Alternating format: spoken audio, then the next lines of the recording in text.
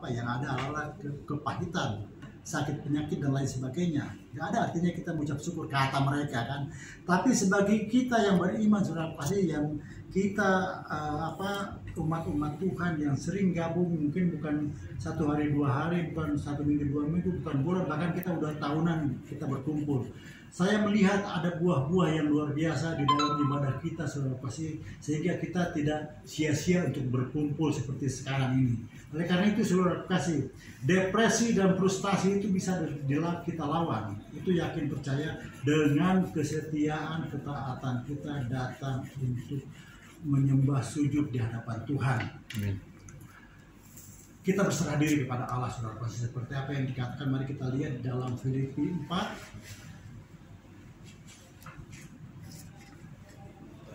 Saya akan bacakan untuk kita semua.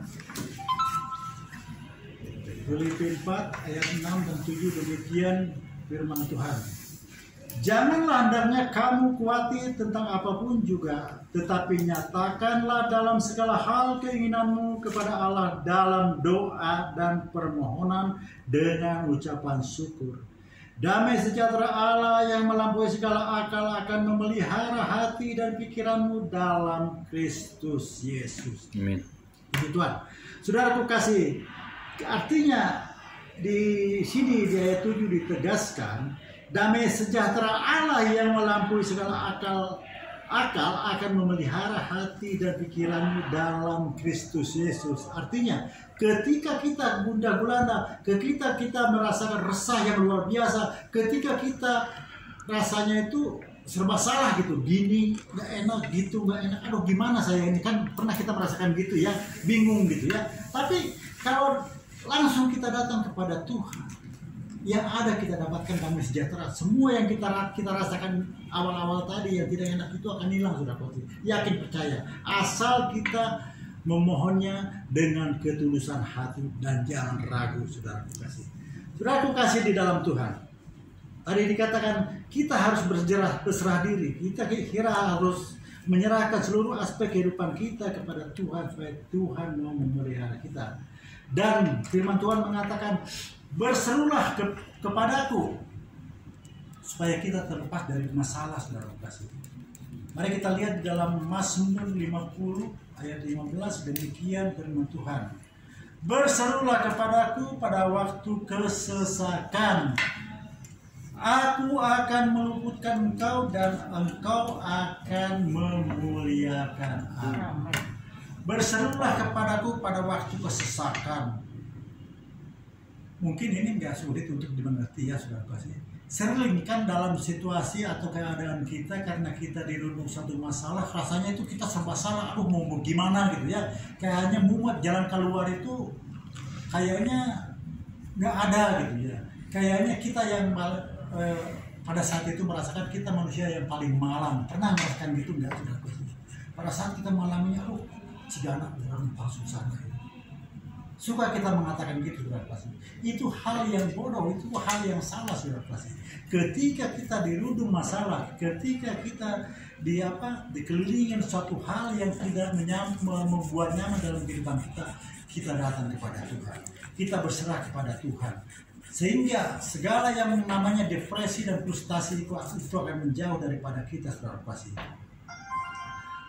Saudara kasih di dalam Tuhan. Tuhan mengatakan tadi pertama dikatakan berserulah kepadaku pada waktu kesesakan.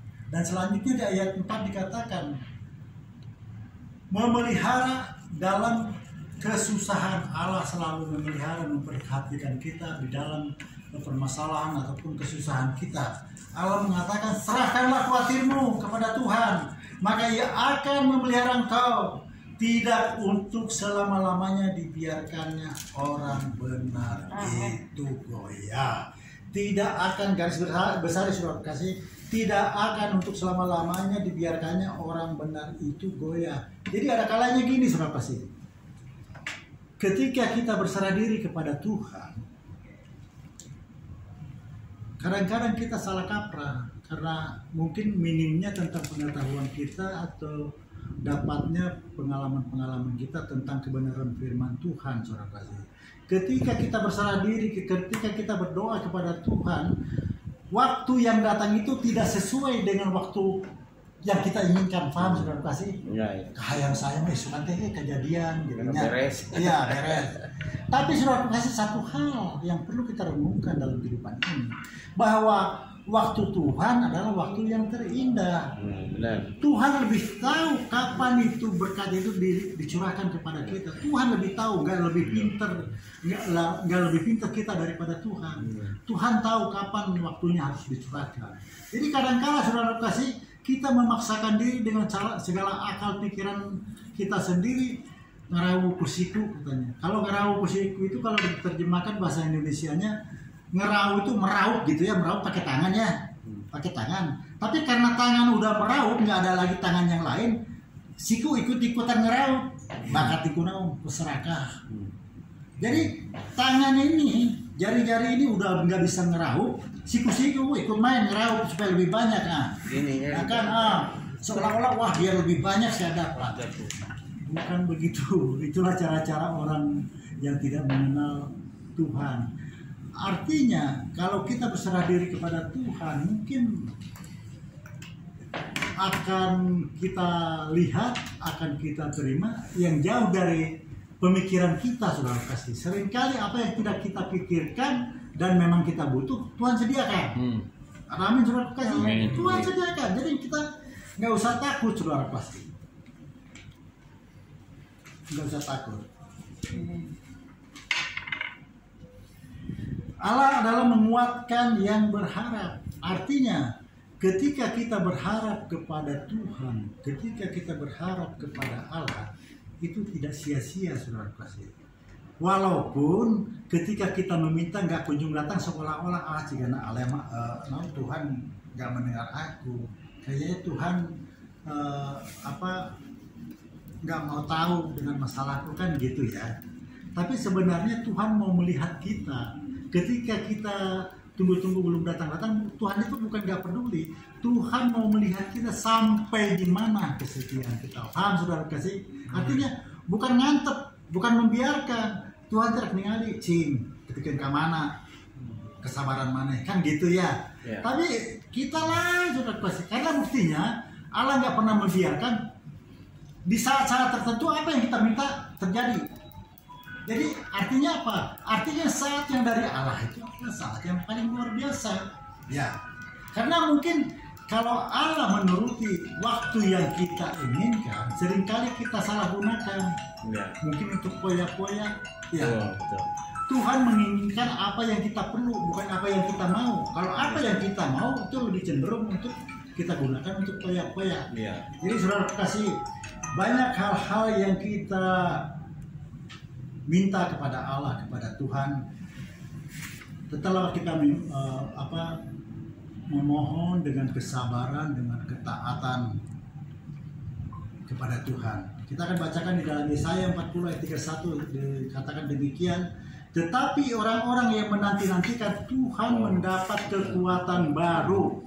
Orang-orang yang menantikan Tuhan mendapat kekuatan baru. Artinya begini saudara kasih, ketika kita tetap berpegang teguh untuk menantikan janji Tuhan, kita akan merasa kuat, kita akan mengingat janji Allah, bahwa Allah itu akan selalu mengingat janjinya apa yang mau Dia berikan kepada kita. Sehingga timbul memotivasi kita untuk lebih berdiri tegak, untuk lebih kita mendapat kekuatan lagi saudara kasih. Mereka seumpama Raja Wali yang naik terbang dan dengan kekuatan sayapnya. Mereka berlari dan tidak menjadi lesu. Mereka berjalan dan tidak menjadi lelah. Jadi kalau kita datang kepada Tuhan dengan sungguh-sungguh, dengan tidak bersungut-sungut, maka kita akan diberi kekuatan saudara kasih. Seringkali kita memohon tapi dengan setengah hati, dengan iman kita yang kurang teguh, sehingga itu sia-sia terbuang di tengah jalan. Apa yang kita pohonkan itu belum sampai kepada Tuhan. Oleh karena itu, marilah kita belajar satu dengan yang lain, saling mengingatkan bagaimana caranya kita mendekatkan diri kepada Tuhan. Di Roma 3 ayat 5 ayat 3 dikatakan, kesengsaraan menghasilkan ketekunan. Saudara pasti kalau kita menyimak daripada kata sengsara, siapa yang mau datang kepada Tuhan, kan begitu ya. Artinya seseorang yang merasa dalam kesengsaraannya dikatakan menghasilkan ketekunan, dia tahu di dalam kesengsaraan dia bukan dibiarkan sama Tuhan. Di dalam kesengsaraan kita sedang menunggu waktunya Tuhan datang melawat di dalam kehidupan kita. Oleh karena itu saudara kasih, jangan kita mundur untuk datang kepada Tuhan. Sekalipun masalah datang silih berganti dalam kehidupan kita, tetap kita taat dan setia. Karena apa yang kita lakukan yang seperti dikatakan dalam 1 Korintus 15 ayat 58, jerih payah kita tidak sia-sia. Satu ayat lagi akan kita lihat saudaraku kasih. Ketabahan menghasilkan mahkota kehidupan. Ketabahan menghasilkan mahkota kehidupan. Artinya ketabahan, kesabaran, kesetiaan, ketaatan untuk menunggu janji Tuhan itu akan menghasilkan mahkota kehidupan. Kita akan baca di dalam Yakobus 1 ayat 12, demikian firman Tuhan. Berbahagialah orang yang bertahan dalam pencobaan. Sekali lagi, berbahagialah orang yang bertahan dalam pencobaan, sebab apabila ia sudah tahan uji, dikatakan ya, ia akan menerima mahkota kehidupan yang dijanjikan Allah kepada siapa yang mengasihi dia. Artinya kita akan tahan uji saudaraku kasih kalau kita tekun taat untuk selalu mengucap syukur, selalu memohon kepada Allah apapun yang menjadi pergumulan di dalam kehidupan kita. Saudaraku kasih, kiranya renungan ini biarpun tidak saya perpanjang, kiranya boleh menjadi rema, kekuatan dalam kehidupan kita. Mari kita berdoa saudaraku kasih. Ya Allah Bapa Tuhan kami, terima kasih ya Tuhan atas firman-Mu. Melalui firman-Mu kami boleh dibangun, kami boleh dikuatkan ya Tuhan. Kiranya firman-Mu boleh menjadi suluh di tengah kehidupan kami, di dalam perjalanan kami ya Tuhan. Menjadi tolok ukur kemanapun kami melangkah, kami hanya selalu berdasarkan firman-Mu saja yang kami lakukan ya Tuhan. Berikan kami hikmat marifat-Mu ya Tuhan kepada kami, agar kami lebih pasti lagi melangkah ke depannya Tuhan. Begitupun hamba yang sudah berhenti berkata-kata, tapi firman-Mu bekerja hidup di dalam kehidupan kami pribadi lepas pribadi sampai di akhir kehidupan kami. Terima kasih Allah Bapa, terpujilah nama-Mu, ditinggikan nama-Mu, atas nama anak Yesus Kristus Tuhan kami. Haleluya. Amin. Amin. Haleluya.